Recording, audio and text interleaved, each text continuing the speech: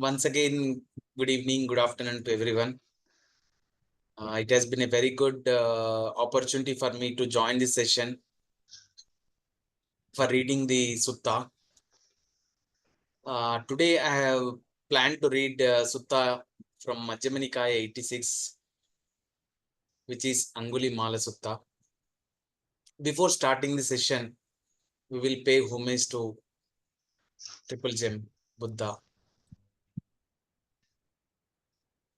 Namo tassa bhagavato varahato samma sambuddhassa. Namo tassa bhagavato varahato samma sambuddhassa. Namo tassa bhagavato arahato samma sambuddhassa.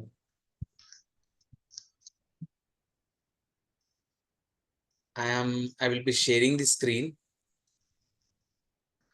and I request like everyone can participate in this reading session so that they will also know, they will also enjoy reading and listening to the Dhamma. And Jai, if you want to start, you can start by reading. Can you see the screen? Yes, I can. Yes, you can start reading so that you can also be involved in these discussions. Thank you. Yes. So I have heard at one time the Buddha was staying near Savatthi in Jatav Grove, another Pandika's monastery. Now, at that time, in the realm of King Pasenadi of Kosala, there was a bandit named Angulimala. He was violent, bloody-handed, a hardened killer, merciless to living beings. He laid waste to villages, towns, and countries. He was constantly murdering people, and he wore their fingers as a necklace. Then the Buddha robbed up in the morning and taking his bowl and robe, entered Savatthi for alms. Then, after the meal, on the return from almsround, he set his lodgings in order and taking his bowl and robe, he walked down the road that led to Aṅgulimāla. The cowherds, shepherds, farmers, and travelers saw him on the road and said to him, "Don't take this road, ascetic." On this road, there was a bandit named Aṅgulimāla. He is violent, bloody handed, a hardened killer, merciless to living beings. He has laid waste to villages, towns, and countries. He is constantly murdering people, and he wears their fingers as a necklace. People travel along this road only after banding closely together in groups of 10, 20, 30, 40, or 50. Still, they meet their end by Angulimala's hand. But when they said this, the Buddha went on in silence. Yes. Yeah, For a second, I would like to tell about Angulimala. You can see these Angulimala pictures in the monasteries. It is still in in Sri Lanka. Many of the monasteries, I think, it would be having these Angulimala pictures. Basically, Mala. Anguli means in India it is called as finger. Anguli. Mala means any mala. Like if you wear any garland, we call it as mala. And his photo resemblance has he wore the garland of fingers. And this is the time when Buddha was staying at Savatthi in Jetaskro, another Pendika's monastery. There was a bandit named Angulimala, and he used to kill living beings. He was bloody handed, and he turned villages into non-villages, like people staying in villages. When he started killing beings, then the people in the villages started migrating to other villages, so that he they may be saved by this Angulimala. In similar way, towns and countries also. He was such intention. Basically, I have read Angulimala's story behind his killing. What happens is his master tells him to kill. He doesn't have any intention for killing, but his master says you need to kill. Because of his wrong directed master, he starts killing. And it was a time when Buddha was for alms. After his lodgings, Buddha when started walking towards the road where Angulimala is staying, then the people nearby were worried that Buddha alone is walking, because in general at those time the people used to gather in a group and go to the places where the Angulimala is residing whenever they want to cross those places. And this was the conversation. Yes, Jay, you can continue.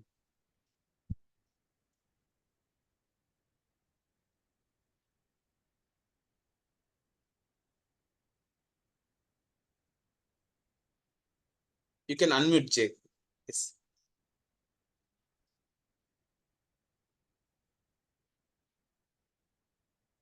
Unmute, Jay. You are muted, Jay. Yes, Pravis. The bandit Angulimala saw the Buddha coming off in the distance and thought, oh, how incredible, how amazing. People travel along this road only after banding closely together in groups of 10, 20, 30, 40, or 50.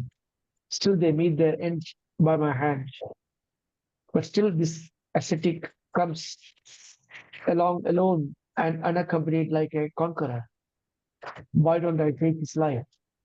Then Angulimala donned his sword and shield, fastened his bow and arrows, and followed behind the Buddha. But the Buddha used his psychic power to will that Angulimala could not catch up with him, no matter how hard he tried, even though the Buddha kept walking at a normal speed. Then Angulimala thought, oh, how incredible, how amazing. Previously, even when I have chased speeding elephant, horse, chariot, or deer, I have always caught up with them, but I can't catch up with this ascetic, no matter how hard I try. Even though he is walking at a normal speed, he stood still and said, "Stop, stop, ascetic. I've stopped Angulimala. Now you stop." Then Angulimala thought, "This second ascetic speaks the truth." Yet while walking, the ascetic Gautama says, "I have stopped. Angulimala, now you stop. Why don't I ask him about this?" Then he addressed the Buddha in verse. While walking, ascetic, you say, "I have stopped." And I have stopped. But you tell me I haven't. I am asking you this, ascetic. How is it you have stopped and I haven't? Angulimala, I have forever stopped. I have laid aside violence towards all creatures. But you can't stop yourself from harming living creatures. That's how I have stopped, but you haven't. Oh, at long last, a renowned great seer, an ascetic has followed me into this deep wood. Now that I have heard your verses, O Dhamma, on Dhamma, I shall live without evil. With these words, the bandit hurled his sword and weapons down to the cliff into an abyss. He venerated the Holy One's feet and asked him for the going forth right way. Buddha, the compassionate great seer, the teacher of the world with its gods, said to him, "Come, monk." And with that, he became a monk. Yes. Then the Buddha set out. Just I would like to take a pause. It was very good, amazing story. How he has changed from bloody handed, like he was used to kill the beings, and he transformed himself into becoming a monk. It was a time when the Buddha was going nearer to the place where the Angulimala was residing. Then Angulimala was surprised enough that I have never seen a person who is coming alone. Normally, in general, people walks in a group whenever they want to cross the place where Angulimala is residing. They is shocked that only one person is coming, one ascetic is coming here. Then here the Buddha started using his psychic power. Like Buddha used such a psychic power such that he walked in a normal pace, but still Angulimala could not catch Buddha. Then Angulimala thought that I have even in a previous days, I have even chased elephant, horses, chariot, deer, but still I could not able to catch this ascetic. Even he tried harder, but even though he is walking normal pace, he could not able to catch Buddha.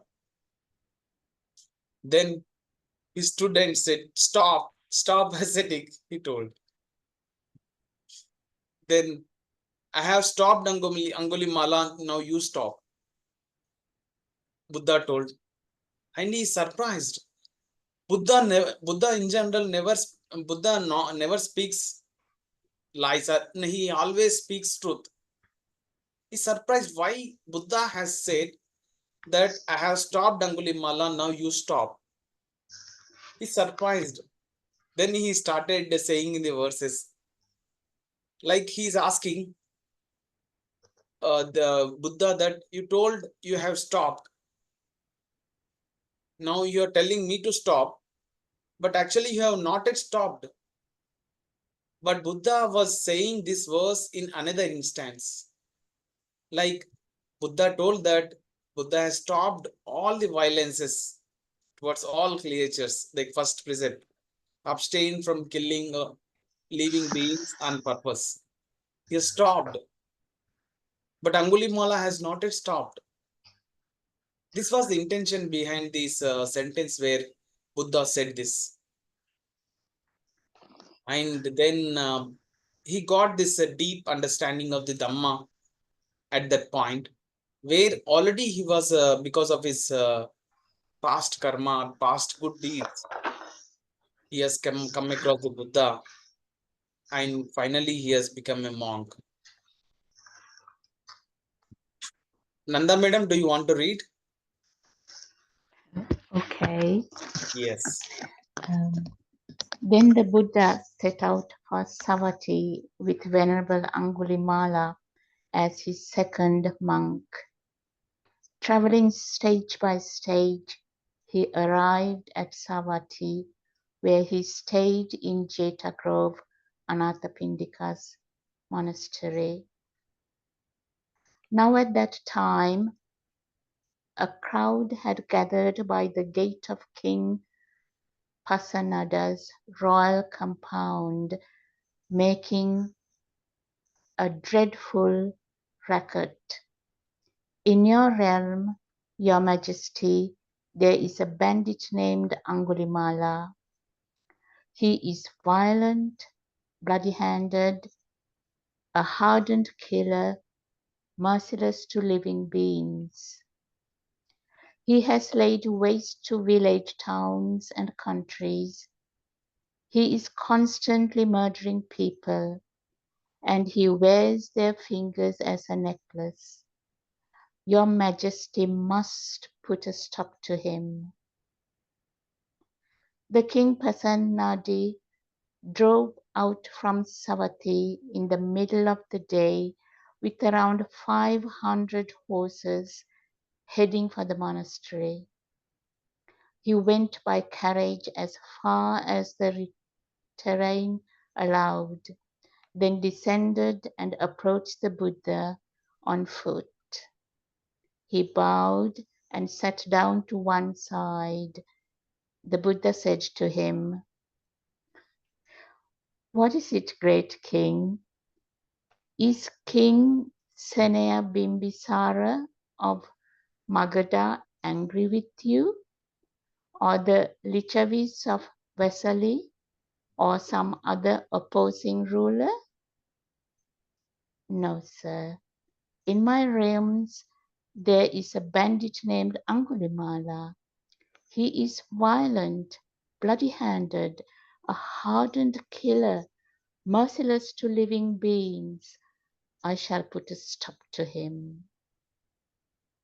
But great king, I would like to take a pause in this. What happened is when Angulimala has become a monk, then it was a time when people gathered near the King Pasenadi of Kosala, telling about the bandit Angulimala and his actions to the people, and his being making his villages into non-villages, towns into non-towns, countryside into non-countryside, and his Angulimala wearing of fingers around his neck. People started telling about this to King Pasenidis. Then at the middle of the day, what happens is the king started moving towards the Buddha with his 500 forces, so that he may be having a plan of defeating him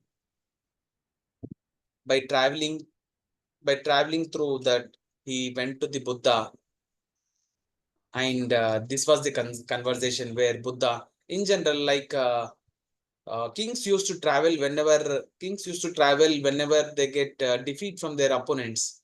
Like Buddha was asking, is King Bimbisara of Magadha angry with you, or the Lichavis, or some other opposing? Is whether any different kingdom is asking you or angry with them? In this way, Buddha was asking him. But king told, no, sir, it was because of the bandit named Angulimala. I want to put him down, stop him. This was the conversation. Nanda madam, you can continue. but great king, suppose you were to see that Angulimala had shaved off his hair and beard, dressed in ochre robes, and gone forth from the lay life to homelessness, and that he was refraining from killing living creatures, stealing and lying, that he was eating in one part of the day and was celibate, ethical, and of good character. What would you do to him? I would bow to him, rise in his presence, or offer him a seat. I'd invite him to accept robes, alms food, lodgings, and medicines and supplies for the sick, and I'd organize his lawful guarding and protection. But, sir, how could such an immoral, evil man ever have such virtue and restraint? Now at that time, Venerable Angulimala was sitting not far from the Buddha. Then the Buddha pointed with his right arm and said to the king, Great king, this is Angulimala. Then the king became frightened, scared, his hair standing on end. Knowing this, the Buddha said to him, Do not fear, great king. You have nothing to fear from him. Then the king's fear died down. Then the king went over to Angulimala and said, Sir, is the master really Angulimala? Yes, great king. What clans were your father and mother from? My father was a Gaga and my mother a Mantani. Sir, may Master Gaga, son of Mantani, be happy. I'll make sure that you're provided with robes, alms food, lodgings, and medicines and supplies for the sick. But at that time, Venerable Angulimala lived in the wilderness, ate only alms food, and owned just 3 robes. So he said to the king, "Enough, great king, my robes are complete."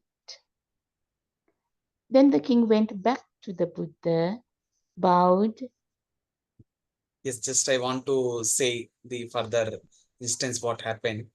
It was really, it is self-explanatory, but still I want to explain it. Then when the king told Buddha that I want to put stop to him, but Buddha asked him, like, let us say, king, if you see someone who has gone forth from the lay life to homelessness, what do you do? Then just Buddha starts explaining about his following the precepts of Angulimala after becoming a monk. Then Buddha asking, what you would be doing when you see monks? Then definitely king says that I would bow down and offer him seed and offer the basic requisites of the monastics. This was the answer from the king. Then Angulimala was sitting very near to the Buddha at this time. And Buddha says, this is great king, this is Angulimala. Definitely one normal person will be frightened to see Angulimala having a very bloody handed, and king got very frightened because of this. He got fear. And then Buddha told king, do not fear, great king. You have nothing to fear. At that time, king's fear got down. And then king starts asking about his father and mother. His father name was Kagga and his mother was Mantani. And king says that he will make sure that he will be providing all the requisites for the monastics. And Angulimala used to be only on alms food, and he tells king, it's great king, my robes are complete. This was the statement of Angulimala.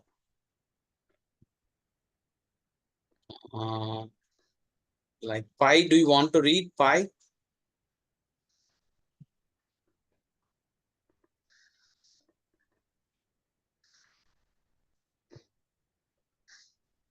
Gopinath, do you want to read?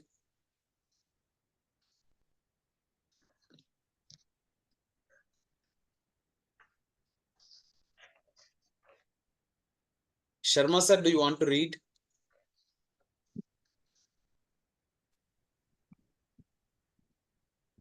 Now I would like to... 1 minute. I cannot read. I am on mobile and operations are not known. Okay, Please. fine. May, can you read me? Yep, sure. Okay. Yes, you can read from here. Okay, so then the king went back to the Buddha, bowed, sat down to one side, and said to him, "It's incredible, sir. It's amazing how the Buddha tames those who are wild, pacifies those who are violent, and extinguishes those who are unquenched. For I was not able to tame him with the rod and the sword, but the Buddha tamed him without rod or sword. Well now, sir, I must go. I have many duties and much to do. Please, great king, go at your convenience." Then King Pasenadi got up from his seat, bowed, and respectfully circled the Buddha, keeping him on his right before leaving. Then Venerable Angulimala, woke up in the morning and, taking his bowl and robe, entered Savatthi for alms. Then, as he was wandering indiscriminately for almswood, he saw a woman undergoing a distressing obstructed labor. Seeing this, it occurred to him, oh, beings undergo such travail. Oh, beings undergo such travail. Then, after wandering for alms in Savatthi, after the meal, on his return from almsround, he went to the Buddha, bowed, sat down to one side, and told him what had happened. The Buddha said to him, well then, Aṅgulimāla, go to that woman and say this. Ever since I was born, sister, I don't recall having intentionally taken the life of a living creature. By this truth, may both you and your baby be safe. But sir, wouldn't that be telling a deliberate lie? For I have intentionally killed many living creatures. In that case, Aṅgulimāla, go to that woman and say this. Ever since I was born in a noble birth, sister, I don't recall having intentionally taken the life of a living creature. By this truth, may both you and your baby be safe. Yes. That's her. Yes, me. I would like to take a pause of your reading. It was really interesting story. What is happening? Like even after what happens is King here Buddha has tamed means trained Aṅgulimāla without any rod or sword. It is a very interesting. Like Buddha did not, in general, like in this scenario of generation, like people get trained. Like if one does a crime, people get trained only when they get punishment. Here, Buddha has not given any punishment, like with his only words and his actions, he has shown. He has converted from unwholesome to wholesome by going forth as becoming a monk. Then the king in general, he says, I have many duties I must go now.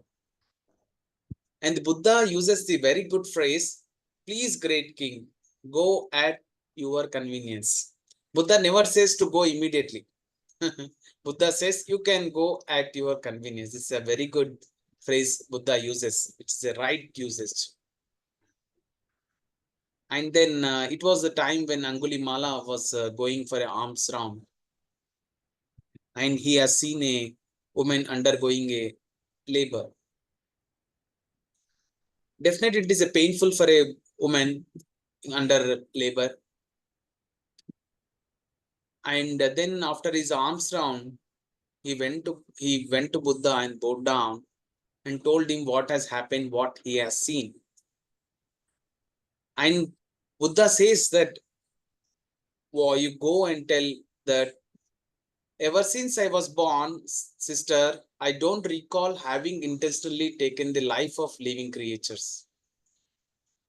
By this truth, may both you and your baby be safe. Here, Buddha is saying, as I said earlier, the Aṅgulimāla's master told him to kill the living beings. With that intention, Aṅgulimāla used to kill all living beings.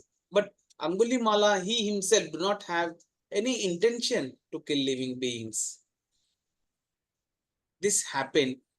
Then again, Aṅgulimāla asked Buddha whether I am deliberately telling lie.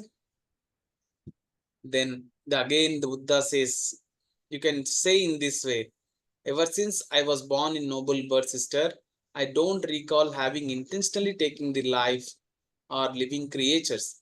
By this truth, may both you and your baby be safe.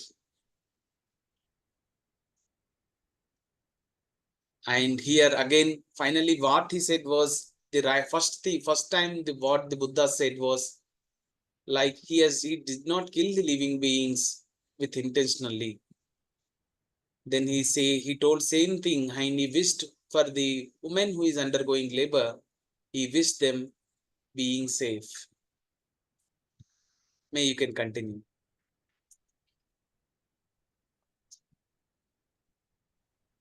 Okay.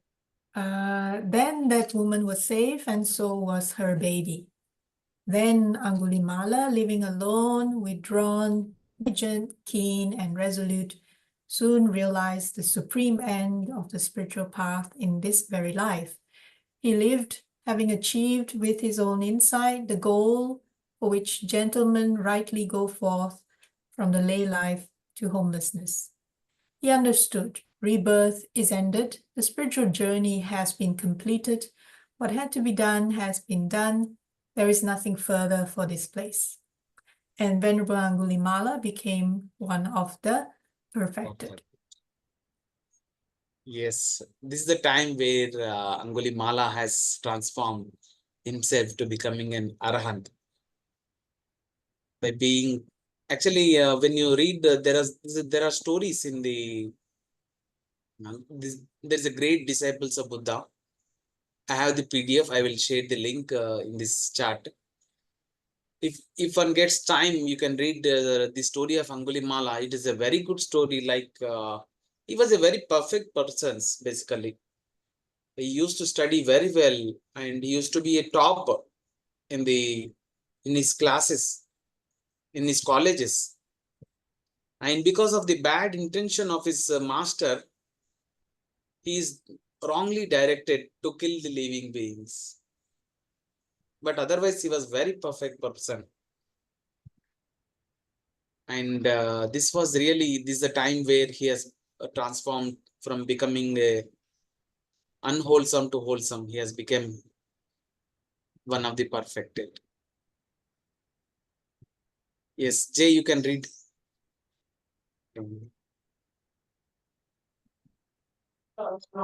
Then Venerable Angulimala robed up in the morning and, taking his bowl and robe, entered Savatthi for alms. Now that time, someone threw a stone and hit Angulimala. Someone else threw a stick and someone else threw gravel. Then Angulimala, with cracked head, bleeding, his bowl broken, and his outer robe torn, went to the Buddha. The Buddha saw him coming off from a distance and said to him, "Endure it, Brahmin, endure it, Brahmin. You are experiencing in this life the result of deeds that might have caused you to be tormented in hell for many years, many hundreds or thousands of years." Later, Venerable Angulimala was experiencing the bliss of release while in private retreat. On that occasion, he expressed this heartfelt sentiment. He who once was heedless but turned to heedless, lights of the world like the moon freed from clouds. Someone whose bad deed is supplanted by the good, lights of the world like the moon freed from clouds. A young mendicant devoted to Buddha's teaching, the lights of the world like the moon freed from clouds. May even my enemies hear a Dhamma talk. May even my enemies devote themselves to the Buddha's teaching. May even my enemies associate with those good people who establish others in the Dhamma. May even my enemies hear Dhamma at the right times. For those who teach acceptance, praising, acquiescence, and may they follow that path. For then they would never wish harm upon myself or others. Having arrived at ultimate peace, they would look after creatures firm and frail.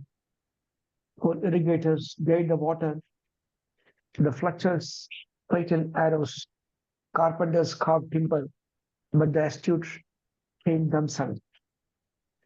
Some train by using the rod, some with gods and some with whips, but the unaffected one tamed me without rod or sword. My name is harmless. Though I used to be harmful, the name I bear today is true. for I do no harm to anyone. I used to be a bandit, the notorious Aṅgulimāla, swept away in the great flood. I went to the Buddha as a refuge. I used to have blood on my hands, the notorious Aṅgulimāla. See the refuge I have found. The conduit to rebirth is eradicated. I have done many of the sorts of deeds that led to a bad destination. The result of my deeds have already struck me, so I enjoy my food free of debt. Fools and half-wits devote themselves to negligence, but the wise protect diligence as their best treasure. Don't devote yourself to negligence or delight in sexual intimacy, for if you are diligent and practice absorption, you will attain abundant happiness. It was welcome, not unwelcome, and advice I got was good. Of the well explained teachings, I arrived at the best. It was welcome, not unwelcome. The advice I got was good. I have attained the three knowledge and fulfilled the Buddha's instructions. Yes. Like these stanzas are all the summary of what Aṅgulimāla was transformed from being a bandit to attaining arahantship. Really, it was a very good story indeed. Like here, I would like to tell one thing. Like even after becoming an arahant, like when he went to almsround, what has happened is because people know that he has killed his villagers or his family members, or he might have killed the nearby ones. People started throwing stones, pelting stone to him, throwing a stick to him. Then, even though he was very patiently, I think he was very patiently, even perfected one, definitely they will be very patient. They accept whatever happening. With those bleeding of blood, he went to the Buddha. And Buddha saw him coming him with blood because of the pelting of stones or throwing of stick. What Buddha says is here really a magnificent wordings. Let us say if he is not perfected one, he need to face these consequences for many hundreds or thousands of years by being in a lower realm. Since he has perfected and he has to face the karma, like whatever bad deeds which he has done. Like even the other in other Dhamma talks, it was said that the Buddha even has a very back pain when he was in Parinibbana, because in earlier times Buddha was a boxer, it seems. Because of those past actions, even though Buddha has perfected in everything, because of the past deeds, we need to face the action. Here, it is good that he has come across the teaching of the Buddha and he has eradicated his greed, hatred, a delusion. But he is facing the bad karma which he has done by pelting of stone and these things. It was really good, very good sutta. I would like to take one more Dhammapada story which we have read in the morning. I think it would be taking around 10 minutes. It was very interesting, very inspiring, and it is connecting today's real world. I will browse that.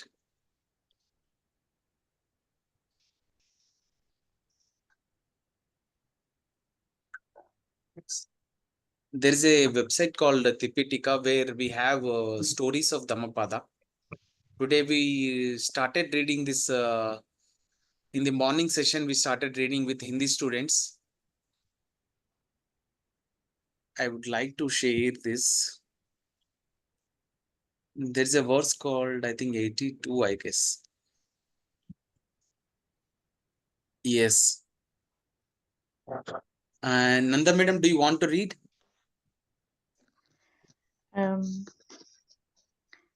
The story of You can start from Kanamata. here. This is Dhammapad verse 82. Kanamata verse. You can start reading from there. Verse 82. Like a lake which is deep, clear, and calm, the wise, after listening to the teaching of Dhamma, become serene. The story of Kanamata. While residing at the Jetavana monastery, the Buddha uttered verse 82 of this book with reference to the mother of Kanamata. Kanamata was a devoted lay disciple of the Buddha. Her daughter Kana was married to a man from another village. As Kana had been on a visit to her mother for some time, her husband sent a message for her to come home. Her mother told her to wait for one more day as she wanted to send along some sweetmeats with her for her husband. The next day, Kanamata made some sweetmeats, but when 4 bhikkhus stood at her door for alms, she offered some to them. The 4 bhikkhus told other bhikkhus about the sweetmeats from Kanamata's house, and they all came to stand at the door of Kanamata. As a devotee of the Buddha and his disciples, offered her sweetmeats to the bhikkhus as they came in, one after another. The result was that in the end there was none left for Kana, and she did not go home on that day. The same thing happened on the next day, 2 days. Her mother made some sweetmeats. The bhikkhus stood at the door. She offered her sweetmeats to the bhikkhus. There was nothing left for her daughter to take home, and her daughter did not go home. On the 3rd day, for the 3rd time, her husband sent her a message, which was also an ultimatum stating that if she failed to come home the next day, he would take another wife. But on the next day also, Kana was unable to go home because her mother offered all her sweetmeats to the bhikkhus. Kana's husband then took another wife, and Kana became very bitter towards the bhikkhus. She used to abuse all bhikkhus so much so that the bhikkhus kept away from the house of Kanamata. The Buddha heard about Kana and went to the house of Kanamata. There Kanamata offered him some rice gruel.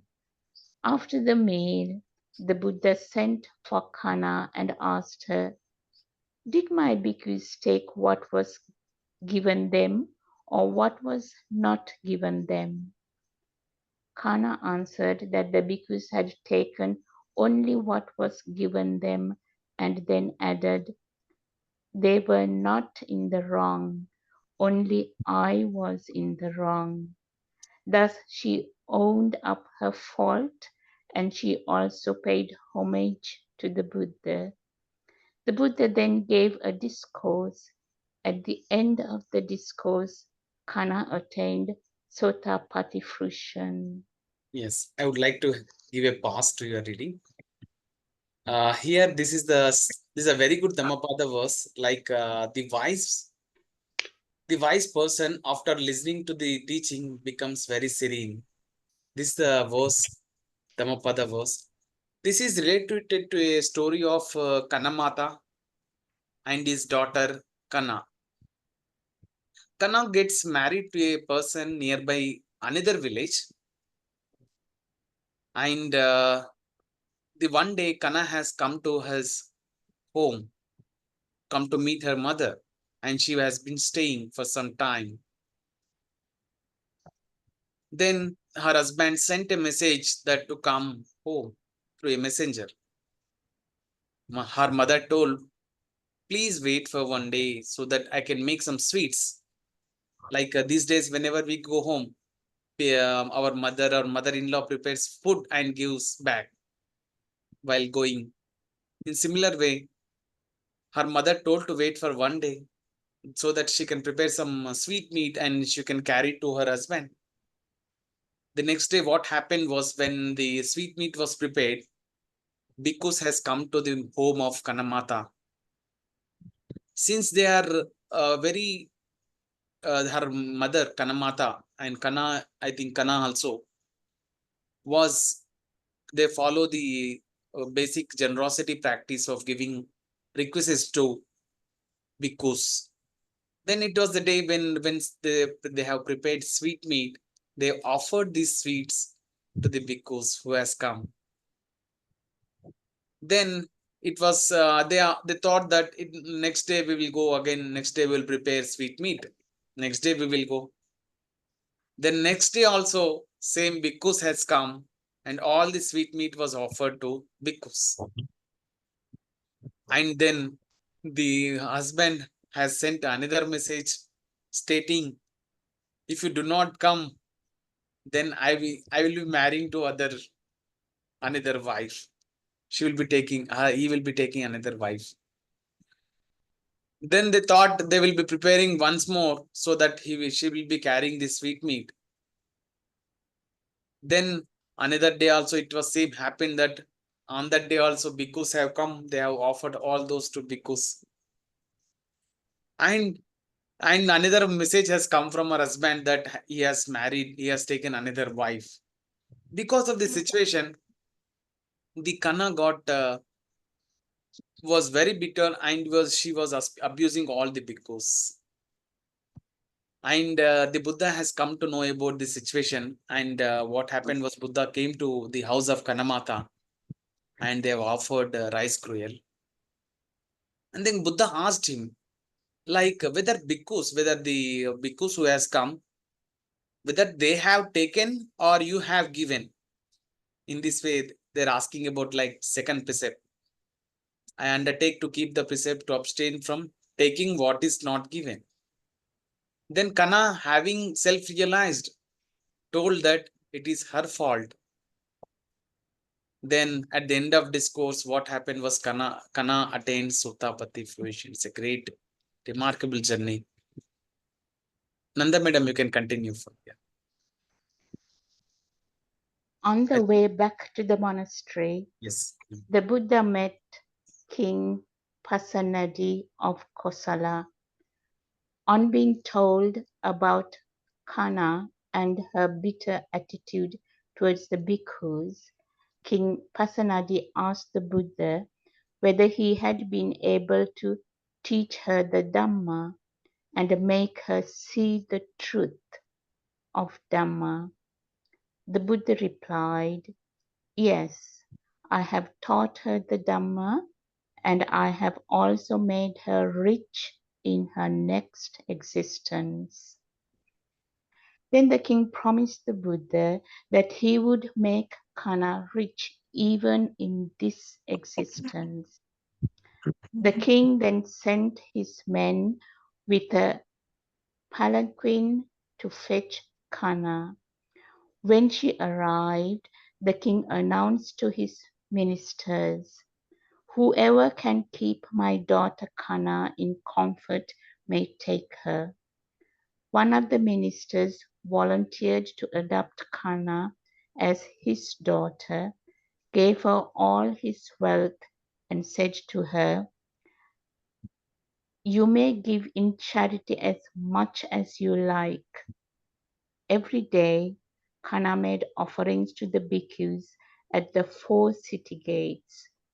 When told about Kana giving generously in charity, the Buddha said, bhikkhus, the mind of Kana, which was foggy and muddled, was made clear and calm by my words.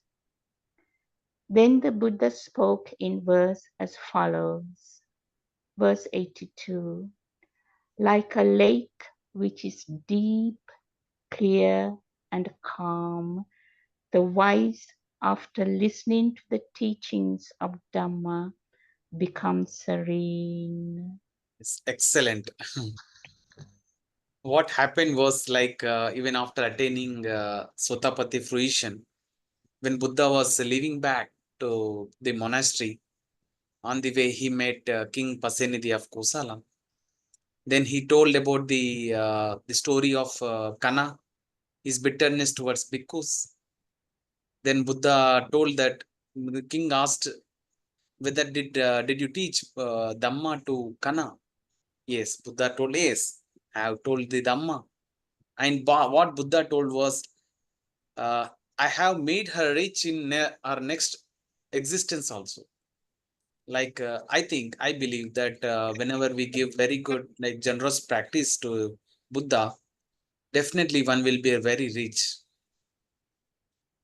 And the king thought, why in next generation she will be rich? I can make her rich in this existence itself. Then he has sent Palaquin to bring Kana. When Kana has arrived, he told in assembly of hall that you can keep daughter Kana at comfort. Then one of the minister adopted Kana as his daughter and gave her all wealth and said to her, you may give this in charity as you much as you like. And it was happened that the Kana made offerings at the 4 city gates, like in the places where there will be very big gates, and she used to offer all this wealth as a charity. Because of this generous practice, his mind was earlier was foggy and muddy, was made very clear and calm. This was the story of Kana, where she has become very clear in her mind and she become very rich. She generous, and this is very apt in this present scenario, I think. What do you say, Jay? What do you? It's very apt in this situation. Like Yeah. people start. It was very interesting. I shared this to my family members also. It was very good story. It was nice joining. It has been nearly 1 hour. We did not expect that it will be very fast. Sharma sir, do you want to say something? Yes, because I did not hear. Second day also, Bhikkhus came and he said that he wanted to marry another god. Afterwards, what happened? Related to this instance, it was not clearly explained, sir. Clearly, it is not. What happened was, then what happened was Buddha came to Kanamata's home. Buddha was given offerings of rice, and Buddha asked Kana whether whether bhikkhus have been taken your food or you have been given the food to bhikkhus. Then Kana understood at that moment that I have made the mistake. Like she has given the food, like the second precept, abstaining from taking what is not given. The bhikkhus were following those things at that time because of the, and again Buddha might have given the discourses at that moment. She has attained Sotapatti fruition because of that. And then later when Buddha was returning to monastery, on the way he met King Pasenadi of Kosala. Then he told about the incidents of Kana. And in return, Buddha told that I have taught the Dhamma and she will be rich in her next existence. That's okay. It's all after being making her noble person herself. Yes. These things are okay, but the worldly smell of husband is not known. It was not given, yes. It was not given. Very good. But is it not a supernatural way of doing things? Story is not like that. It is narrated. Is it not narrated that way? Oh, don't know, sir. Because creating in our Hinduism, creating the circumstances and making her to commit mistakes or do good deeds, and finally identifying her for Dhamma and Sotapati Pantha, she has reached. So it is like a testing a follower by Buddha. It appears like that. Truly. Only I am listening. I am not reading your books or anything because it's not visible to me from my mobile. Okay, okay. I will share the link. I think you can. I will share the link. Okay. And I told Thank I you. will be Thank attaching. you. Thank you. Yes. Here, when you are touching this type of things, worldly smell is coming, and at the same time, the other way, our mind goes for Hinduism. Because born in the Hinduism and that type of things happen, and the circumstances are created, and finally identifying the devotion of the follower and making it a moral, finally telling like this Hindu way of saying moral from a story, like that it was narrated. Yes. Okay, thank you. Sorry for troubling you. Hey, no problem, sir. It is part, sir. I am sharing the link of Great Disciples of Buddha PDF copy. Someone can download this, and it has stories of great disciples, Sariputta, Mahamuggalanna, many other stories. I think May knows very well. May refers it, I think. We have hard copy in our home also. Thank you for sharing the link. Yeah, it's a very good book. Yes. I went through it many years ago, so it's probably useful for me to go through it again. Yes, thank yes. you. I think we can share the merit. I will share. It was really good, wholesome discussion. Nanda madam, do you want to share? Well, I've got so much to say, but I'll just say a few things. The Yes. first one about Angulimala, I think to me it's about especially primarily keeping the first precept of not harming living beings. And also when you read the last verse that he uttered after attaining arhatship, is all about keeping all the precepts all the time. And to me, this is the power of keeping the precepts. And the second reading you read was about keeping the second precept. And it's amazing the power of keeping the precepts. Just by keeping the second precept, she became a Sotapanna. So to me, the power of the 6R, eradicating, making an effort to eradicate the unwholesome in us and then cultivate and develop the wholesome, is the key to progress in a spiritual path. Thank you very much for choosing these beautiful two suttas. It's very clearly shows the path for profound transformation, how misguided, deluded person just changed his way of looking at things and feeling things, and have developed the four Brahma Viharas, especially compassion, and became an Arhat. So we all have the potential to attain Arhatship. When you read these sutras, it's very clear. Thank you very, very much. Thank you, Nanda Madam, for sharing. It was very good explanation. Thank you, Nanda Madam. Jay, do you want to share? Yes. Pai, Gopinath, do you want to share? Otherwise, I will share the sharing merit. Yes.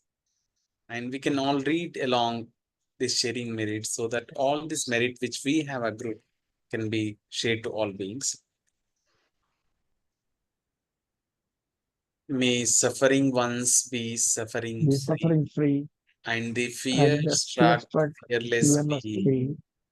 May the May grieving the shed grieving shed all all grief, grief, and may and may all the all beings find beings relief. live. May all May beings all beings share this share this merit merit that we have we thus have just acquired acquired for the for the acquisition acquisition of of all all kinds of kinds of happiness. happiness. May beings inhabiting space and earth, Devas and Nagas of mighty power, share this merit of ours. May they long protect the Buddha's dispensation. Sadhu, sadhu, sadhu.